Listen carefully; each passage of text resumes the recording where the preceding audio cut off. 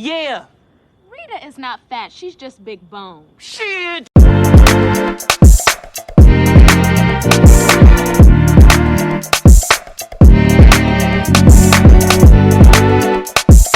Today, I am going to discuss fat phobia in the 90s and early 2000s media via the example of Yvette Wilson. First off, I would like to say, rest in peace, Yvette Renee Wilson.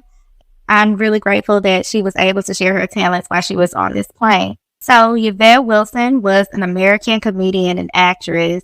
She was known for her role as Adele Wilkerson, the shopkeeper of the local hangout on the UPN sitcom Moesha from 1996 to 2001, and restaurant owner and Nikki, aka Monique's best friend, on the spinoff show The Parkers that debuted from 1999 through 2004. She had appeared in many comedy films such as House Party 3, Friday, and on Russell Simmons' Def Comedy Jam. Wilson died from cervical cancer at the age of 48. First, I want to talk about Moesha. So on the show Moesha, Yvette Wilson played the character Adele. So when we think about fat phobia, I think it's important to think about how the black fat body is depicted in media, whether it be undesirable, yet people often want to exert the labor from a fat black woman.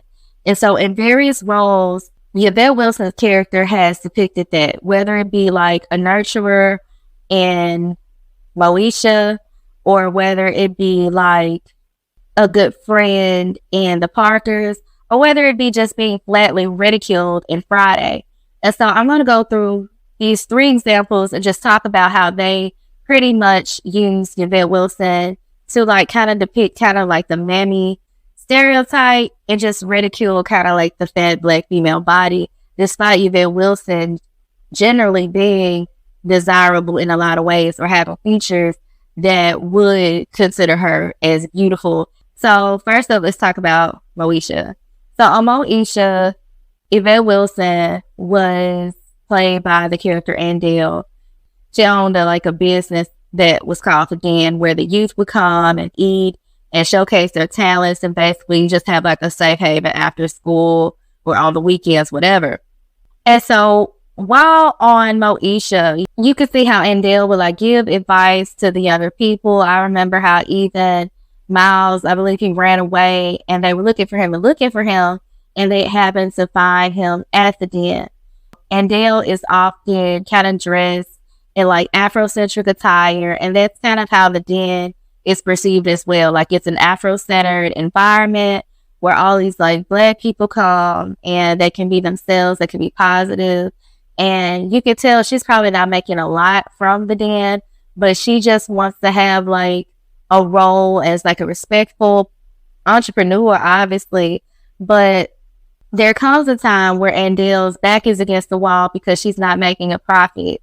And so Adele actually decides to sell the Den. Like a lot of places in Compton or like black neighborhoods and cities, gentrification happens, investors happens, and this woman happened to be Jennifer Lewis, who played like a capitalist venture. Talk fast. Are you buying the Den? What do you mean, that place in Leimert Park?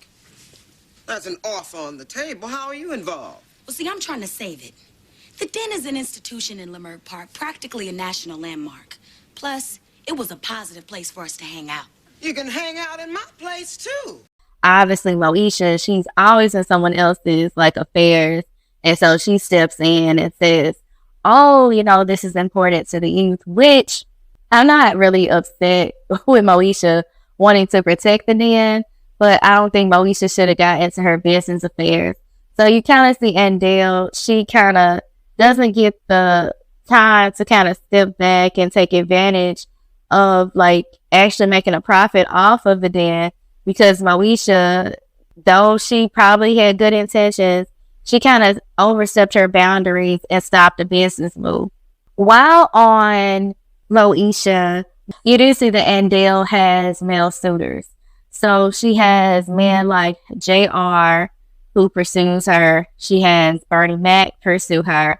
Then she had this like crazy proposal from Shamar Moore, who is like arguably conventionally attractive.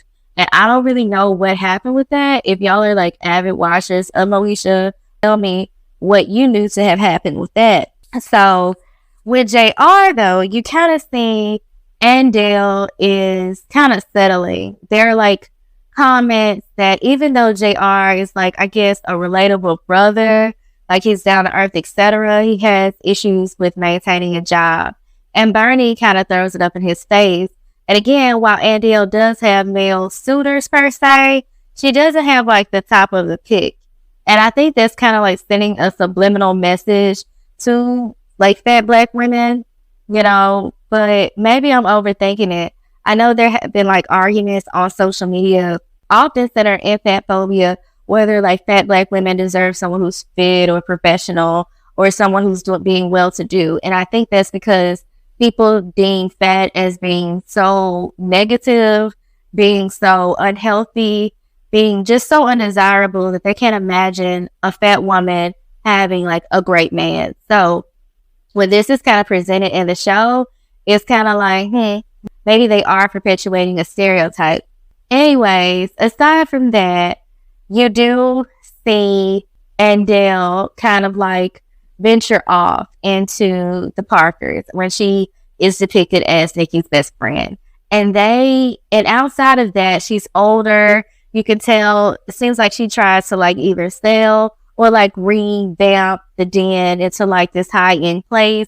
But you also get to just see a softer side and a funny side with her and her friend, Nikki Parker.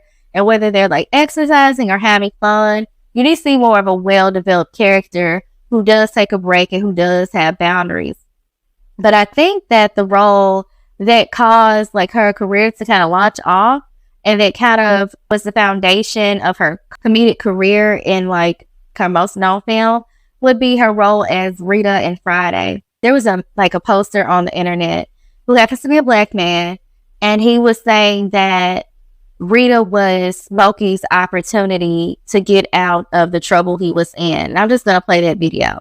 Growing up is realizing that Rita from Friday wasn't that bad. You know the girl that lied to Smokey, talking about she looked like Janet Jackson? People say I look like Janet Jackson. For real? But her big ass was looking like Freddie Jackson? Ate twice before I came. God damn! Even though Rita was the first person to catfish before catfishing, Rita could have helped Smokey pay that $200 debt. They would have never got dumped on. He would have never had to go to rehab. And the way he smoke, ain't no telling when he getting out. Craig would have never fought Debo. He would have never had to leave the hood and go to Rancho Cucamonga, bro. I feel like the biggest punk around here. I whip Debo's ass. He should be the one moving. Big Worm said he needed his bread at 10 o'clock. Not 10:03, not 10:36.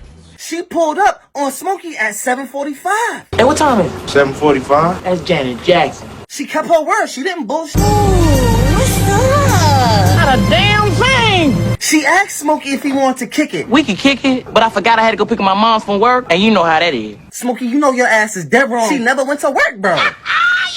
Get your ass up and cook, or clean up, or do something. She was willing to pick up your mom's. That's all right. I'll take you to get it. Nah, she don't like a lot of people with me when I go get her. She had the nice whip. She had the wig. She had the breech. Don't ever come by here, okay? If Smokey would have asked Rita for the 200, she would have gave it to him. Moral of the story is, think with your big head, not the little one. Loan me $200. So it's interesting how he felt that because she was someone who was open to meeting Smokey, who had more resources than Smokey, and perhaps desperate, that she could have been the one to get Smokey out of his financial situation.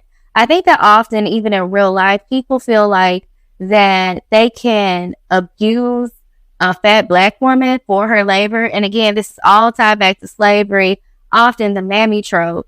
And it's sad that people say, well, I don't want to like necessarily be romantically involved with the fat black woman. You know, I might hit and quit it if I'm desperate enough, or I might like talk to her on the side or, you know, silently, or maybe use her for her resources. And that just shows in general, a lot of times, the hatred that people have for fat black women. And it's also not true because not every fat black woman has low self-esteem and is going to like give you the opportunity.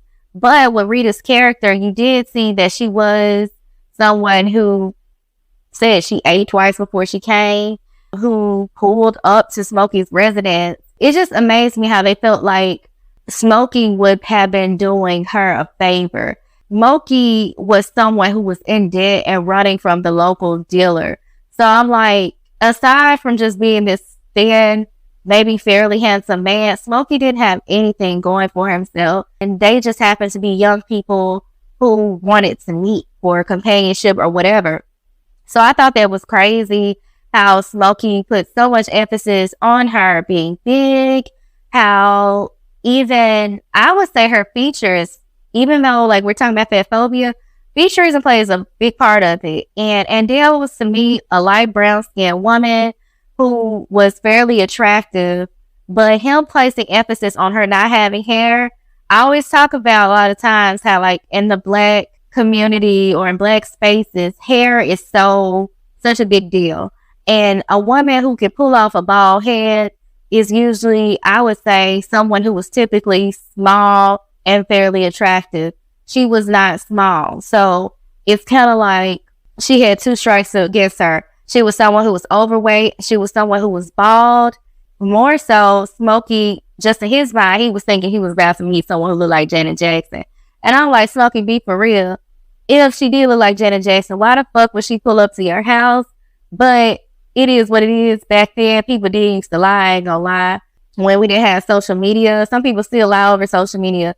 But over the phone, people could describe themselves how they wish they looked, how they thought they looked, and people would sometimes fall for it. But I was just like, Smokey really had the audacity because, again, he didn't have everything going for himself.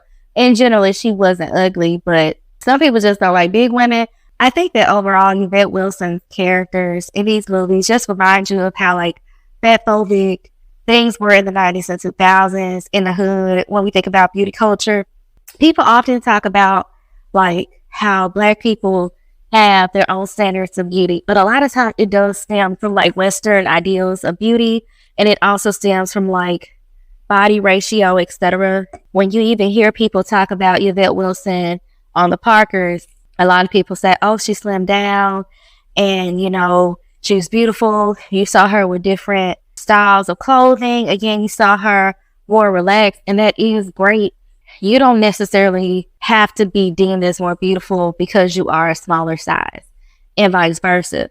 And in the aspect of fat phobia, I just think it's always interesting how fat Black women are supposed to carry some type of labor for the community, for men, or just be the butt of jokes. And while I don't think is generally anything wrong with caring about your community or being there for men, especially when it's like a thriving community, men who respect you.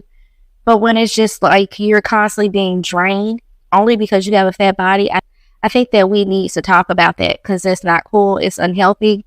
And if it was anybody else for any other reason, they would say that they were oppressed or people were being biased towards them. But a lot of times with us fat people, if all people just ignore it because it's kind of like, oh, well, you made yourself this way or you deserve these things, or it's just some type of ridicule towards it. And so these are basically my thoughts about this subject. What are your thoughts? Let me know down below. And thank you so much for listening to Books and Looks TV. I'll see you next time.